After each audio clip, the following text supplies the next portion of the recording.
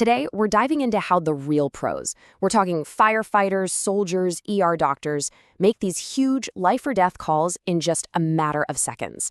And what we're going to find out is that they basically throw out the entire rulebook that you and I were taught to follow. So let's get right into it.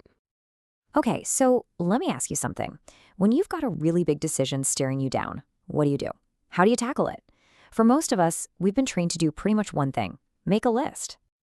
You know the drill, right? You grab a piece of paper or open a spreadsheet, draw a line down the middle, and you start jotting down all the pros on one side and all the cons on the other. You try to weigh every single option, trying to calculate the absolute best, most logical outcome. This is that classic rational choice strategy, and it's what we're all told is the smart way to make a choice. But what happens when you don't have time for all that? I mean, seriously, imagine you're a fire commander and a building is blazing in front of you. Or you're an ER doc and a patient is crashing. In those moments, a pro-con list isn't just a luxury you can't afford, it's completely and utterly useless. And this right here brings us to what I'm going to call the pro-con list myth. It feels so logical, so right, but when the pressure is on, that entire model it falls apart. So if that doesn't work, what does? Well, a cognitive psychologist named Gary Klein decided to go out into the field to figure this out. And he found that in these high-stakes situations, you're slammed with four things all at once. You have no time, the consequences are massive, your goals can be kind of fuzzy, and the whole situation is changing from second to second. A slow, analytical approach just can't possibly keep up. So if they aren't sitting there comparing options, what are they actually doing? This is where Klein's work gets really, really cool. He ditched the sterile, controlled environment of a laboratory and went out into the chaos of the real world to see how these experts really operate.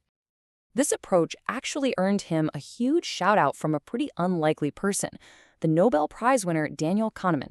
Now, Kahneman is famous for studying all the flaws and biases in our thinking, but he called Klein a keen observer. See, Klein wasn't just trying to build abstract theories. He was discovering what actually works when it counts. And this slide, wow, it really nails the difference. On one side, you've got your traditional lab research, which starts with a bunch of assumptions and kind of treats people like interchangeable cogs in a machine. But on the other side, you've got Klein's method.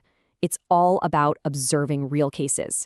It values the expert's personality and their years of experience, and it discovers how decisions are really made, out in the wild, not in some perfect theoretical model.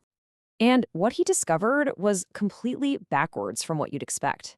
When Klein would ask these seasoned fire commanders to walk him through their decision-making process, they'd say these bizarre things like, "I don't really make decisions." They'd insist they just knew what to do. So if they aren't making decisions, then what on earth is happening? The answer is a model Klein developed that he called the Recognition Prime Decision Model, or let's just call it RPD for short. This is the secret engine that's driving all those incredible split-second life-saving choices. Okay, so here's how RPD works. And notice how totally different this is from a pro-con list. Experts don't compare a bunch of options. Instead, step one, they use their massive bank of experience to instantly recognize a pattern in what's happening. Step two, that pattern immediately brings to mind a single workable plan. Step three, they quickly run a mental simulation. They play a little movie in their head of how that plan will work out. And step four, if the movie looks good, they go for it. It's not about finding the perfect solution. It's about finding the first workable solution and finding it fast. All right, theory is great, but let's see this thing in the wild. A fire department lieutenant pulls up to a crazy scene. There's a woman dangling from a highway sign right over moving traffic. He has just seconds to figure out what to do. Now, watch his thought process here.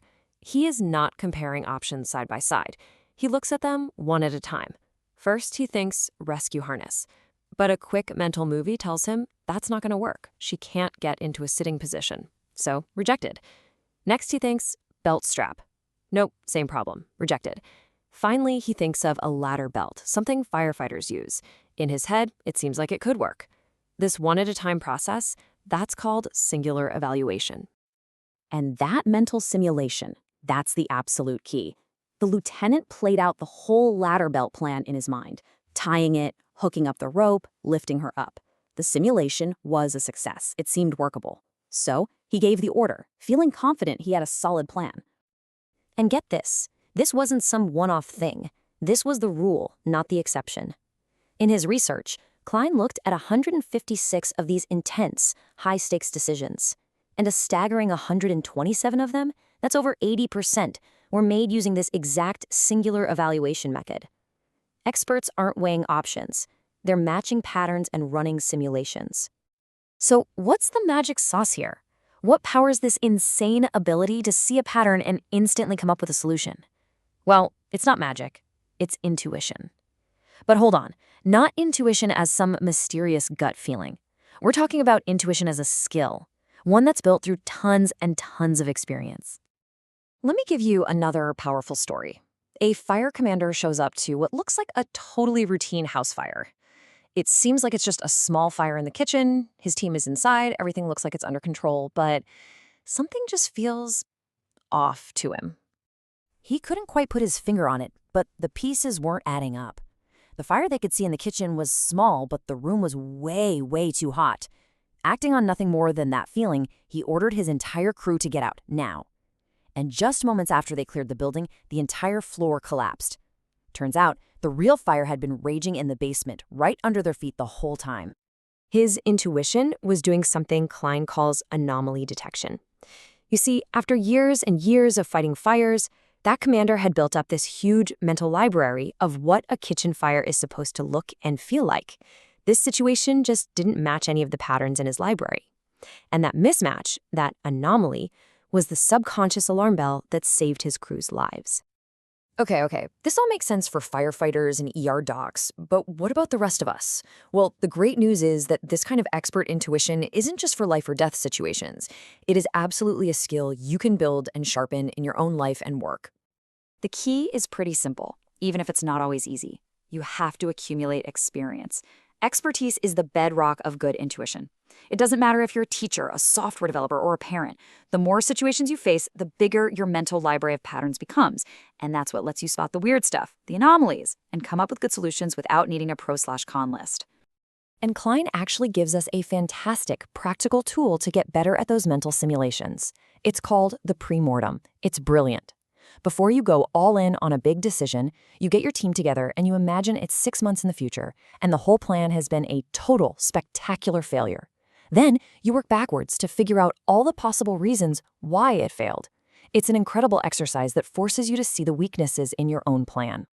Just think back to that overpass rescue. If the lieutenant had taken even 30 seconds to run a quick premortem, what might he have seen?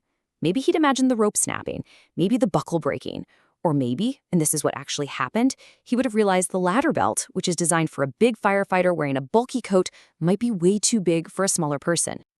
So, I'll leave you with this thought. We tend to think of experts as people in these really high-stakes jobs. But the truth is, you're an expert in dozens of things. You're an expert at navigating your local supermarket, at knowing just what to say to a friend who's upset, at figuring out what your team needs to get a project done. So think about it. What expert decisions driven by years of pattern recognition are you making today without even realizing it?